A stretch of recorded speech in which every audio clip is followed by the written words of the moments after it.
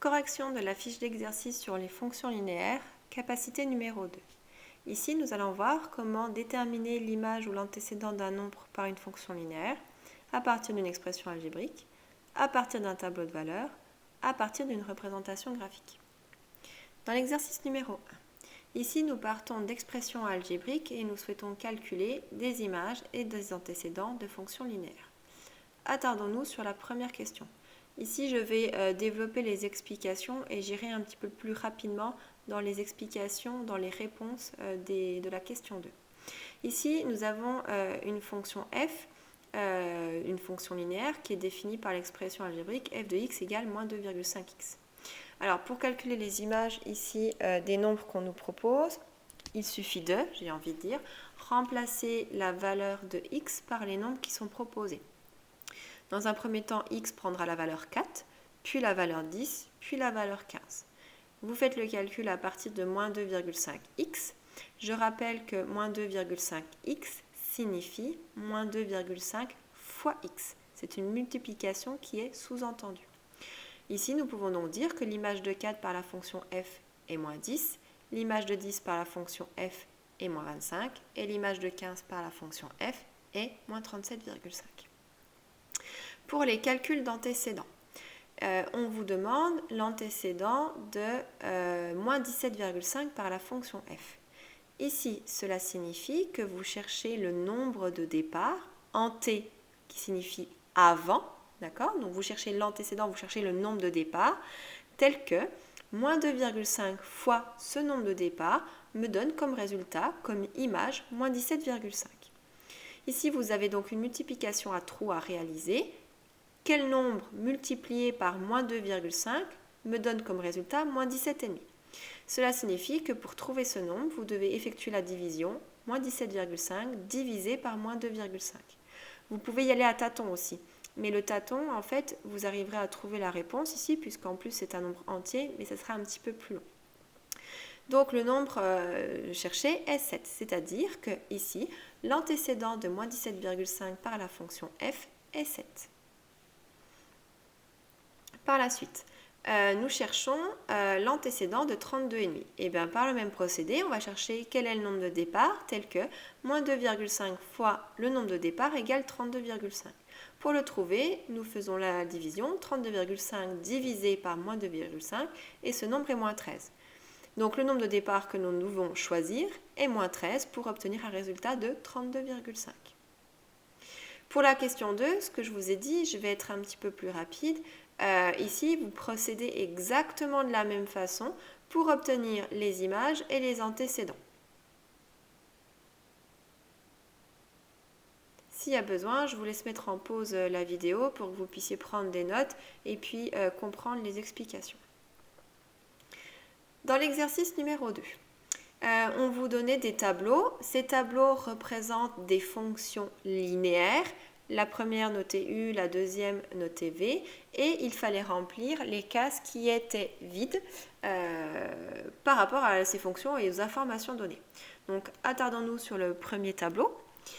Donc, sur la première colonne, vous avez les valeurs des antécédents, donc la valeur des nombres de départ, et dans la seconde colonne, vous avez la valeur des images associées. C'est-à-dire que pour la première fonction, la première ligne, le nombre 7 a pour image moins 17,5. Alors ici, c'est une fonction linéaire. Cela signifie que pour passer de l'antécédent à l'image, vous devez multiplier par un nombre. C'est la définition d'une fonction linéaire. Donc ici, vous devez trouver ce nombre. Quel est le coefficient qui multiplie mon nombre de départ pour obtenir l'image ? Ici, comme on sait que 7 a pour image moins 17,5, on trouve que le coefficient multiplicateur est moins 2,5. Eh bien, vous appliquez ce coefficient pour trouver les valeurs des cases manquantes. Si j'ai 5 comme nombre de départ, je multiplie par moins 2,5 pour avoir son image, moins 12,5. A l'inverse, on a le nombre 102, donc ça c'est l'image. On veut trouver le nombre de départ. Donc nous devons trouver quel est le nombre qui, multiplié par moins 2,5, va me donner 102. Encore une fois, vous pouvez y aller à tâtons.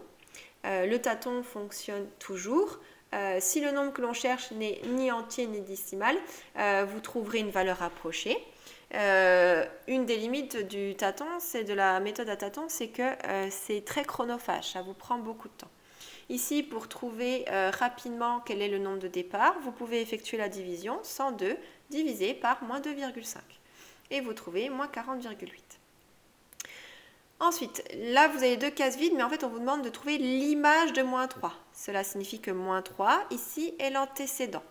L'antécédent, on doit multiplier donc le nombre de départ par moins 2,5 pour obtenir son image, moins 7,5. Et dans la dernière ligne, on vous demande l'antécédent de moins 27. Cela signifie que moins 27 a le statut d'image, c'est le nombre final.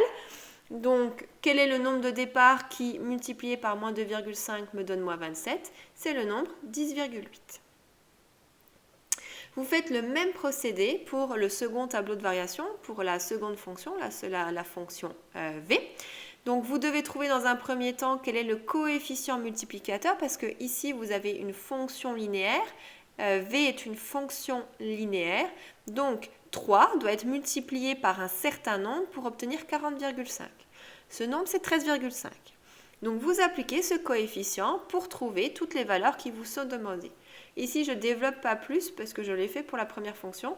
Donc, je vous mets les résultats ici. Je vous laisse mettre en pause la vidéo si vous avez besoin pour analyser les réponses, les comprendre et puis vous corriger au besoin. Exercice numéro 3. Dans cet exercice, nous partons cette fois-ci d'une représentation graphique et vous devez faire des lectures graphiques pour répondre aux questions qui vous sont posées.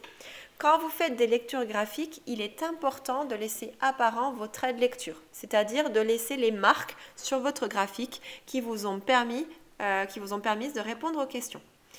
Première question, l'image de moins 3 et l'image de 2. Je rappelle que l'axe des abscisses, donc l'axe horizontal, c'est l'axe des antécédents. Et l'axe des ordonnées, l'axe vertical, c'est l'axe des images. Donc, je cherche l'image de moins 3, c'est-à-dire que je cherche quel est le nombre final qui me donne, quel est le nombre final quand je rentre moins 3, quand j'utilise moins 3 comme nombre de départ. Donc, moins 3 ici a le statut d'antécédent. Donc, je me place sur l'axe horizontal. Et ici, eh bien, je vais projeter ce nombre moins 3 à l'aide de ma droite pour voir quelle est la correspondance de moins 3 avec l'axe des ordonnées. Donc, je vais jusqu'à la droite et une fois que j'ai rencontré la droite, eh bien, je projette sur l'axe des ordonnées, sur l'axe des images. Eh bien, l'image de moins 3 par la fonction f, c'est 4,5. Je recommence avec le nombre 2. Ici, je cherche l'image de 2. Donc 2, c'est le nombre de départ, c'est l'antécédent. Je le place sur l'axe des abscisses. Et je vais projeter, je vais chercher le 2, le nombre 2, à quel nombre il est lié, quelle est son image. Pour savoir à quel nombre il est lié, son image, sur l'axe des ordonnées, je vais utiliser la droite. Donc le 2, je vais à la rencontre de la représentation graphique, je vais à la rencontre de la droite et je projette sur l'axe des ordonnées. Et j'obtiens moins 3. Donc l'image de 2, c'est le nombre moins 3. Maintenant, nous allons faire le travail inverse, c'est-à-dire que je vais chercher les antécédents de moins 6 et 0. Ici, moins 6 et 0 ont le statut d'image, c'est-à-dire que j'ai les nombres finaux, j'ai les images, et je cherche quel est le nombre de départs associés pour obtenir et moins 6 et 0. Je vais donc placer moins 6 et 0 sur l'axe des ordonnées. Plaçons moins 6 sur l'axe des ordonnées. Et je fais le travail inverse. Je vais chercher à savoir quel est le lien, quel est le nombre lié à moins 6 sur l'axe des abscisses, sur l'axe des antécédents. Eh bien, je fais le même principe que précédemment. Et ici, le nombre moins 6 est lié au nombre 4. Donc, l'antécédent de moins 6, c'est le nombre 4. J'ai dû choisir 4 comme nombre de départ pour obtenir moins 6 comme image. Et pour 0, ici, c'est assez évident puisque l'image de 0 dans une fonction linéaire, c'est 0. Donc ici, on le lit graphiquement, mais ça c'est à savoir, l'image de 0 dans une fonction linéaire, c'est 0.